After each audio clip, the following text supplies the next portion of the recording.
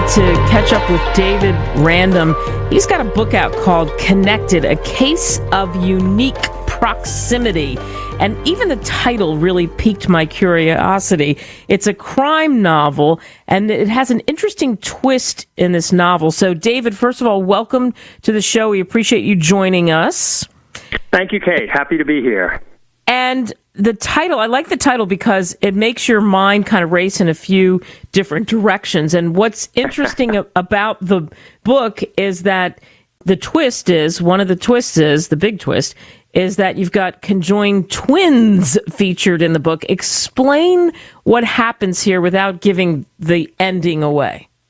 I will not give the ending away, but the setup is, and as I said, it's a crime novel, and it begins right in the first chapter. A Harvard professor is murdered. He's stabbed to death in his apartment. The book takes place in Cambridge, Massachusetts, Cambridge and Boston. And he's murdered, and it's not a mystery because right in the first chapter, we know who did it. We have the murder victim, we have an eyewitness, the murderer's brother, who witnessed the whole thing and actually tried to stop the killing, unsuccessfully, of course. And we have a full confession from the murderer. So it's not a mystery because we know who did it. But the twist is that the murderer and his eyewitness brother happen to be conjoined twins. For the police, they can't even lock up the killer without locking up his innocent brother.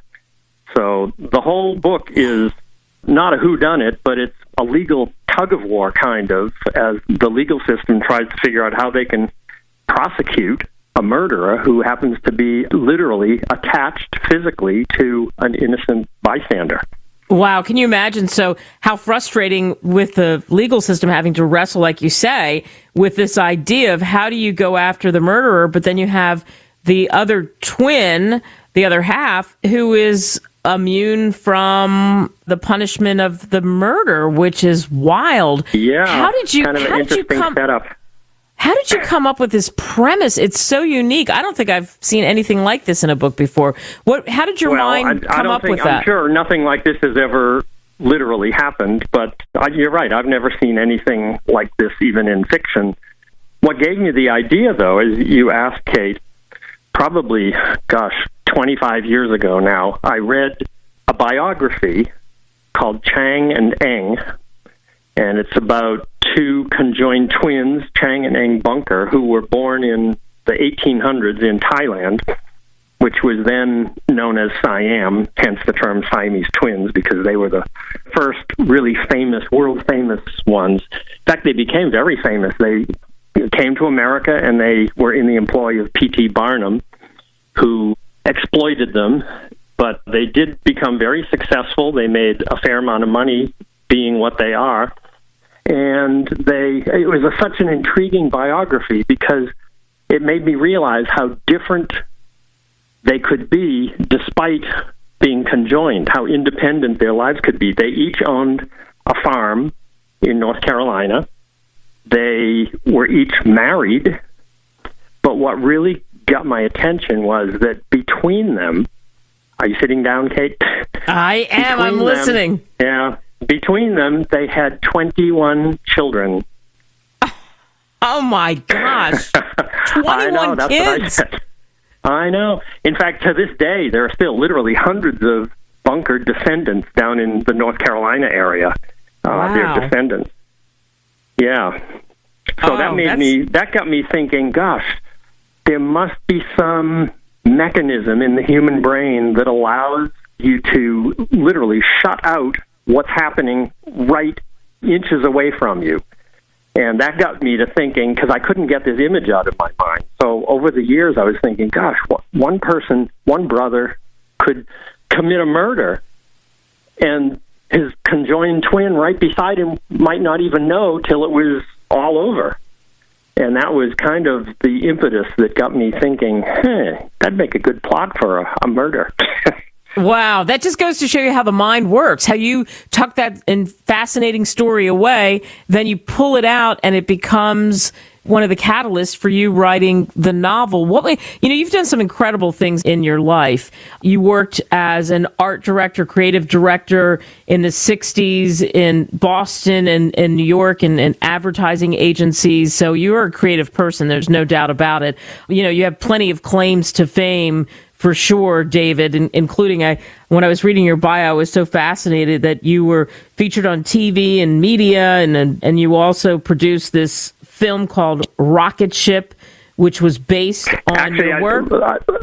I did not produce that. It's a movie that was an award-winning film, actually. It's a short film, and it was produced and directed by someone else. I did not do that. It's based on my work, though. This screenwriter saw my work at my studio and thought, oh, I think there's a movie in this somewhere. So wow. It was he that made the movie, and it's actually it's won a lot of awards. It was on Virgin Airways in-flight movies for almost a year, so it did very well, but I did not produce it. It was just based on my work. Yeah, you were just the star, basically. It was all about you. I love that. And you're right, and being on Virgin for a year, that's pretty wild. So you had this mind, and you then had that story that was tucked away, and then you came up with the novel.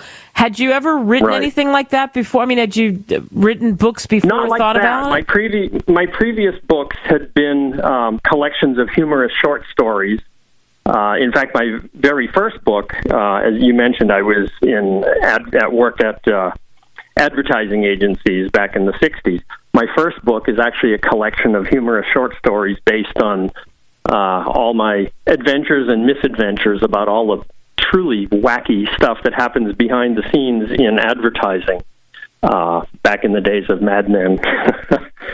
Exactly, and my mind's working. I'm thinking of Mad Men. You got to give us. You can't tease us like this because there's millions of people listening. Give us a little juicy morsel. That book is called. I'm sorry. Give us a morsel. Give us a little story about behind the scenes. Well, that book is called Defying Gravity, actually, and there's so many, as I said, bizarre stories that have happened just in my tenure in the decades I worked in advertising. There are stories about a $600 roll of toilet paper. Let me see. A story about Twinkies and condoms. Very enlightening. It's not only a humorous collection of humorous short stories, but I think people would find it very enlightening because there are so many things that I tell that consumers really don't know. There's one chapter called Truth in Advertising, a diet product called AIDS. Some people may remember that. Yeah. I don't think that's around anymore. Yeah, no. Wow. So there's also a story about why my award-winning TV commercial was banned in Boston. So, as I said, that book is called Defying Gravity. Defying Gravity. All right, so I'm sure people are scribbling that down right now. Now, with Connected, and again, the way that story was spurred on in your mind, and then coming up with it, is there a chance there'd be any kind of a sequel to this? There could be. There could be. Without giving away the ending, there could be. Because I think there would be much more to tell there. It'd be, I think, absolutely fabulous. What was the best part about writing this book? The best part was, I always like just watching the story unravel, because it's not like I know different writers have different processes that, some people do a long outline first and then go fill in the blanks. I know how it's going to begin and I know how it's going to end. Everything that happens in the middle, to me, just kind of is a flow. I just start writing and I edit as I go along. I don't do a quick once-over and then go back and fill in the blanks. To me, what keeps me going writing a story is the detail as I write it, and that spurs me on to the next detail. So, it's possible there could be a sequel. I'm waiting for the movie to come out myself. Yeah. Oh, I think it'd be a fascinating movie. I love it. And we want to make sure that we tell everybody again, because I know I'm going to get hit up for this. You can get this book. You can go on Amazon, right? You can go to barnesandnoble.com and get it. barnesandnoble.com. You can get it right from the publisher, LitFire Publishing, LitFire, LitFire Publishing. And you can get it any of those places. Yeah, a lot of your local bookstore may have it. I don't know. I know the one down the street from me here in New Hampshire has it. That's awesome. I love it. So pick up that book, David Random, Connected, A Case of Unique Proximity. Don't be a stranger. We'd love to have you back on. You're fascinating. Oh, thanks, Kate. It was a pleasure.